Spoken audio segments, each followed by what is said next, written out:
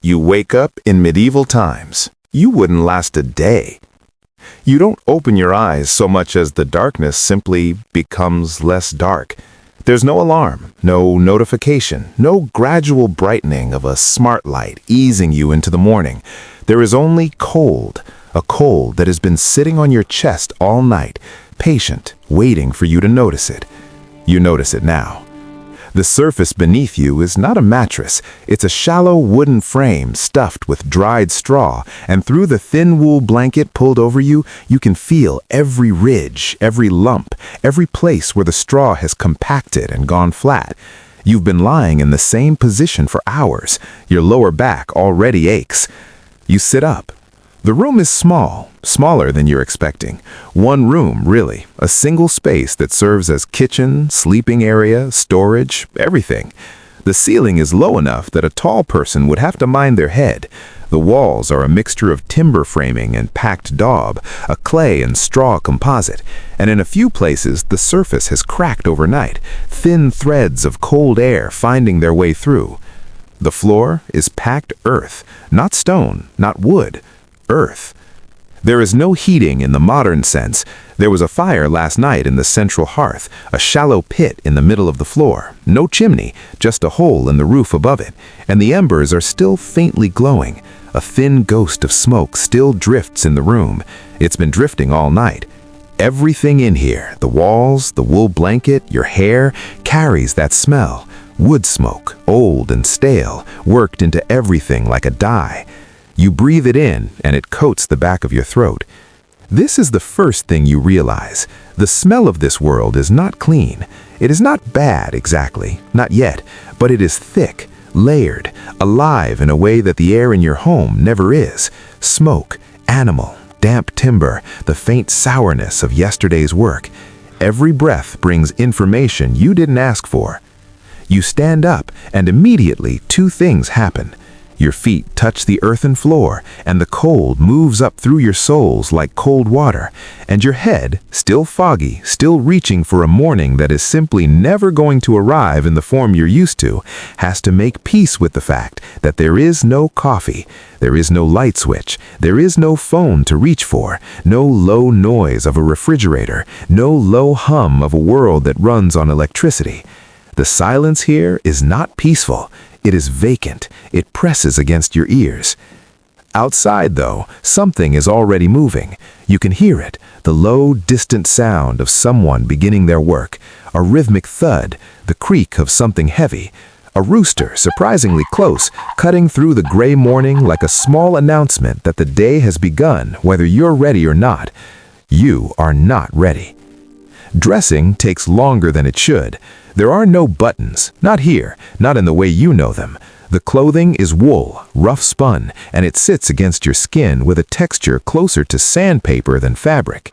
Your modern skin, accustomed to cotton and synthetic blends and softeners, registers it immediately as friction. Not pain, not yet, just a persistent awareness that the fabric is there, that it is not apologizing for itself, that this is simply what clothing feels like in this world. The outer layer is a long tunic, belted at the waist. Your feet go into thick wool wrappings for boots, not leather-soled modern replicas, but actual period footwear, thin-soled, slightly damp from yesterday. You feel the ground through them, every stone, every root. The cold is not going away. Even with the wool on, even standing closer to the dying embers of the hearth, the cold simply transfers from your feet to your hands to your face. You are not warm. You are merely slightly less cold in some places than in others. This is a distinction that will matter today. You step outside and the world opens up, but not in a way that cleanly matches anything you've imagined. The village lane is narrow and unpaved, churned by hooves and foot traffic into a thick, sticky mud that grabs at your boots with each step.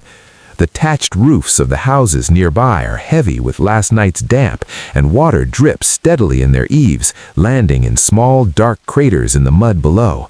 The sky is a flat gray, the kind of gray that gives nothing away, that offers neither the promise of sun nor the clarity of rain, just a low ceiling of cloud that makes the world feel smaller. The smell hits you again, harder now. There are animals everywhere in this village. Pigs, chickens, cattle, some penned in small enclosures, some simply wandering. And their waste is not removed, not quickly. It sits in the lane, in the yard, in the space between buildings. It is simply part of the surface.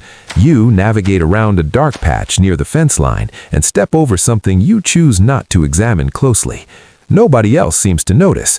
The people already moving through the lane, a woman carrying a clay pot, an older man leading a tethered goat, move with the practiced ease of people who have never known anything else.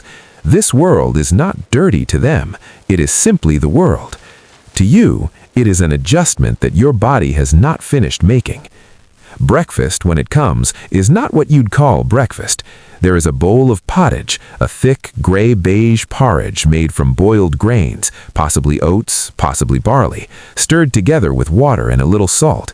That's it. No variation, no sweetness. It's warm, and on this particular morning, warm is a significant merit.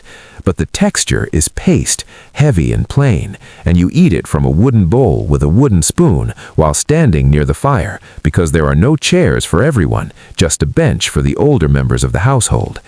This is what you will eat most days, some variation of this, with occasional additions, a tough piece of salted meat when the family can spare it, dried peas, turnip. In summer there might be more. In late winter there is sometimes less, because the stores from the last harvest are running thin and the new one has not yet arrived. The concept of plenty is seasonal here, fragile. You eat what survived.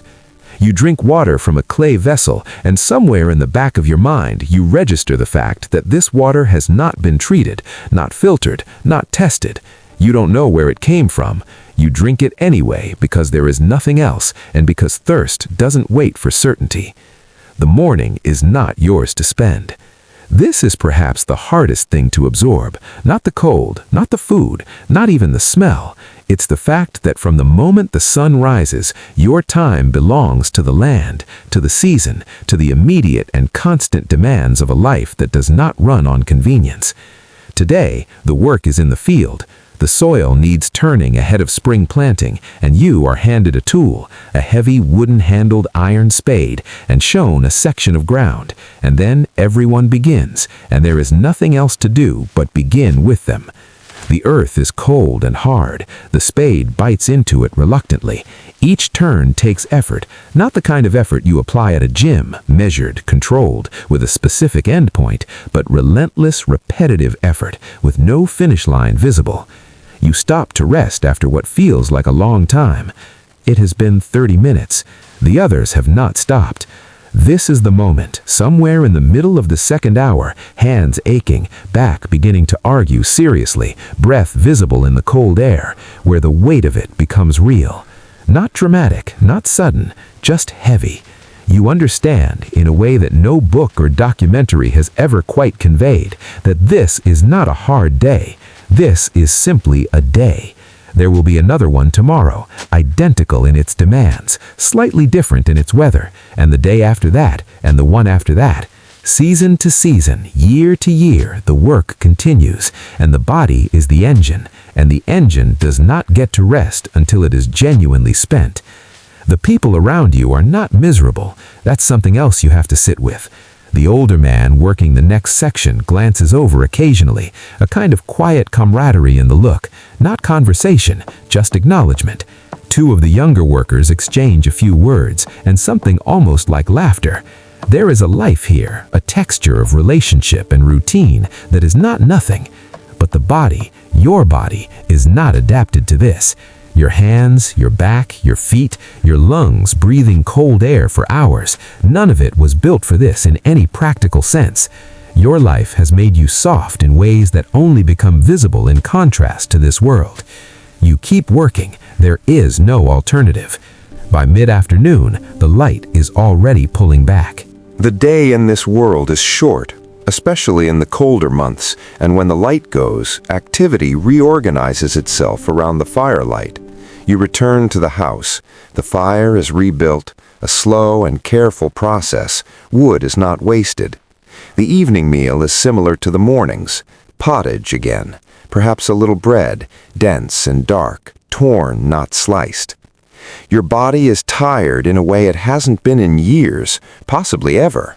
Not the tired of stress or screen time or poor sleep, the tired of having actually used your body for the full duration of a day, of having carried weight and applied force and stood in cold air and done it again, continually, without the small rescues that your modern life is built around.